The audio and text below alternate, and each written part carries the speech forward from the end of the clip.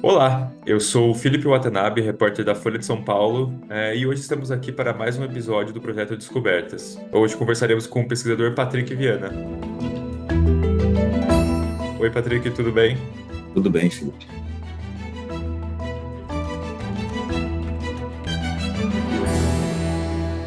Para começar, eu queria ouvir um pouco de você mesmo, aonde você fez a sua graduação e posteriormente o seu mestrado e doutorado. Eu sou formado em Ciências Biológicas e sou daqui da cidade de Manaus. Eu atuo aqui na região norte, no coração da região amazônica, basicamente. Fiz tanto o meu mestrado quanto o meu doutorado no programa de pós-graduação em genética aqui no INPA, né, que é o Instituto Nacional de Pesquisa da Amazônia. Então, ao longo da minha graduação, mestrado e doutorado foram sempre voltados mais a essa temática da genética, da biologia evolutiva de diferentes grupos animais que ocorrem aqui na região amazônica, né, diferentes grupos de vertebrados, mas sempre com um olhar voltado à genética.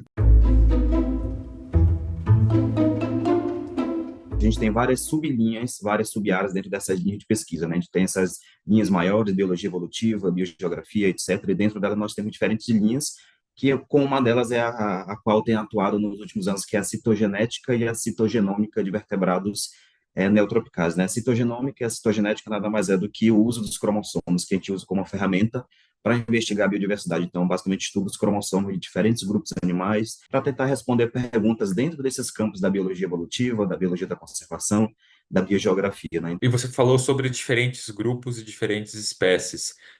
Tem grupos específicos e espécies específicas nas quais você se concentra? Grande parte das pesquisas desde a década de 70, 80, 90, o carro-chefe da citogenética no Brasil era com citogenética de peixes. E eu acabei tentando pegar um desses nichos que estavam, como eu sempre falei, abandonados, né, aqui no Brasil.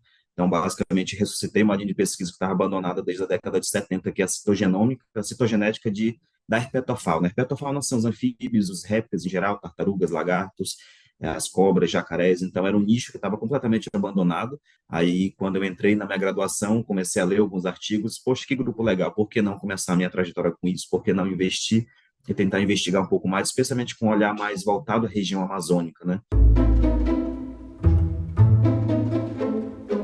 Eu comecei na coleção da herpetofauna, migrei no finalzinho da minha graduação para a parte de genética dos cromossomos, mas sempre gostei das serpentes. Eu pensei, poxa, esse grupo aqui, que é a família das jiboias, né? A gente tem as jiboias, sucuris, as jiboias arco-íris, são um grupo de serpentes que tem uma origem muito antiga.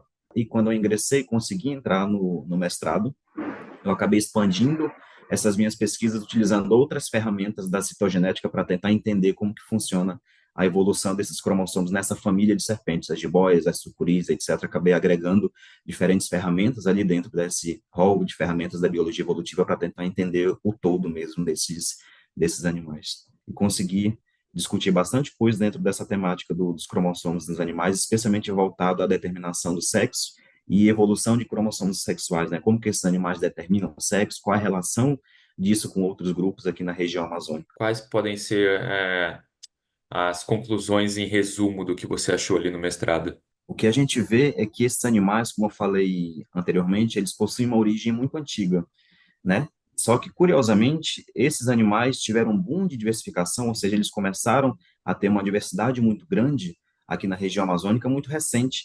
Então, muito provavelmente, grandes eventos biogeográficos que a gente teve aqui na região amazônica, como, por exemplo, o sorrimento dos Andes, a própria desconfiguração do sistema de lagos Pebas que nós tínhamos aqui na região amazônica, que acabou dando origem ao que hoje nós chamamos e conhecemos como bacia amazônica, né? Todos esses processos biogeográficos acabaram também modulando e direcionando a diversificação de vários grupos animais, dentre eles as serpentes da família Boides. A gente consegue ver que alguns grupos se separaram de outros, basicamente na mesma data ali de surgimento dos Andes, mesma data de incursões marinhas aqui na nossa região amazônica, então a gente conseguiu contar um pouquinho da história evolutiva e biogeográfica tanto da região amazônica, associando com a história de vida e biologia evolutiva e biogeográfica desses animais por meio dos cromossomos, né? E agora, passando um pouco para o seu doutorado, conta um pouquinho para a gente, isso, de novo, os objetos de pesquisa do seu doutorado. A ideia, basicamente, do meu doutorado foi tentar investigar por meio de outras ferramentas citogenéticas, também só que um pouco mais refinadas e que nem tínhamos aqui na época no nosso laboratório,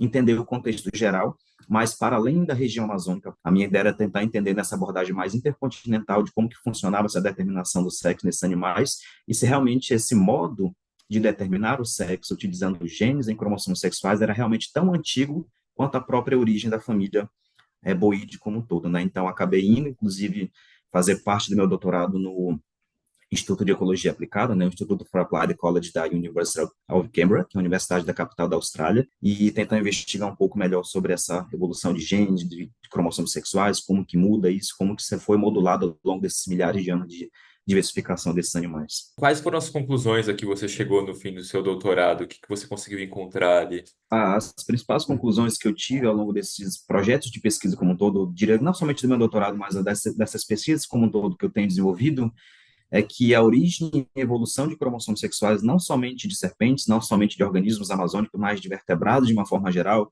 é muito mais dinâmica, muito mais complexa do que a gente imaginava há não muito tempo atrás.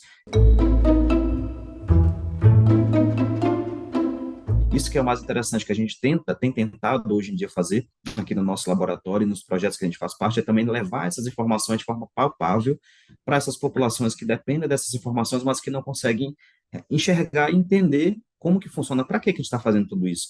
E um exemplo disso que eu dou mais recentemente é o trabalho que eu tenho desenvolvido com uma espécie de tartaruga daqui da região amazônica. Se subir muito a temperatura, a espécie determina o sexo do tipo feminino. Então, se subir muito, muito, muito, só vai ter fêmea, não vai ter mais macho, os bichos não vão reproduzir, vai entrar em declínio populacional e, consequentemente, na extinção das espécies.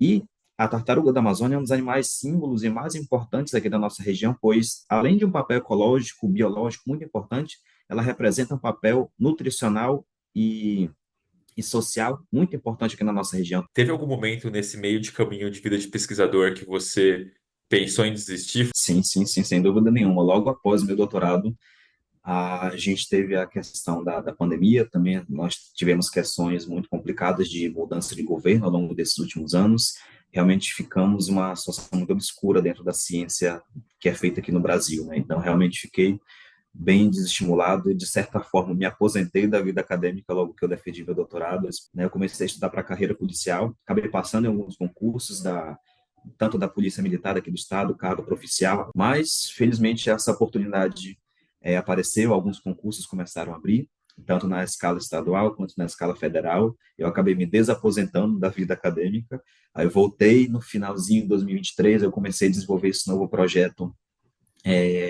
com esses animais agora, peguei uma outra bolsa de pós-doutorado e apareceu essa oportunidade de concurso aqui na instituição. No momento atual, você está fazendo pós-doutorado? O que você tem feito na área de pesquisa e qual é o seu momento atual agora?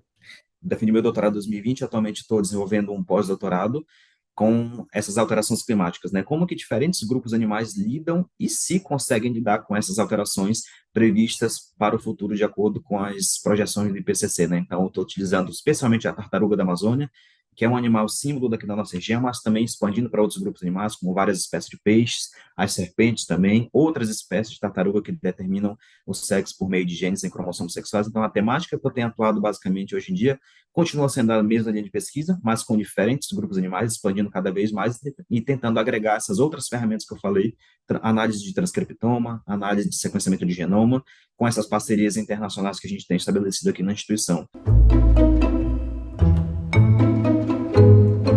O que eu imagino é que eu consiga fazer, o que eu espero, na verdade, fazer, é contribuir, especialmente com essas pessoas que são fora do meio acadêmico, né? Eu crescia, como falei, às margens dos rios amazônicos, eu sei a realidade dos povos amazônicos, então acho que agora é o meu momento de conseguir também fixar as minhas raízes aqui uma vez mais e conseguir contribuir aqui com a minha região, né? Agora eu espero, no futuro, conseguir esse cargo de pesquisador aqui da instituição e continuar com as minhas linhas de pesquisa.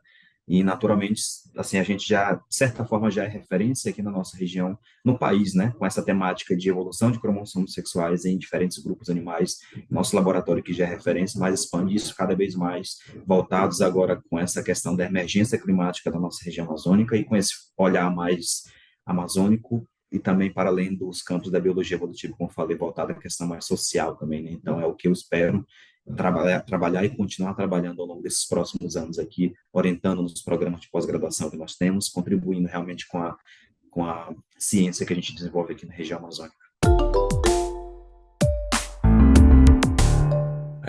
Bom, pessoal, então é isso. Ficamos por aqui em mais um episódio do Projeto Descobertas e até a próxima. Obrigado, Patrick. Tchau, tchau. Eu agradeço bastante. Tchau, tchau.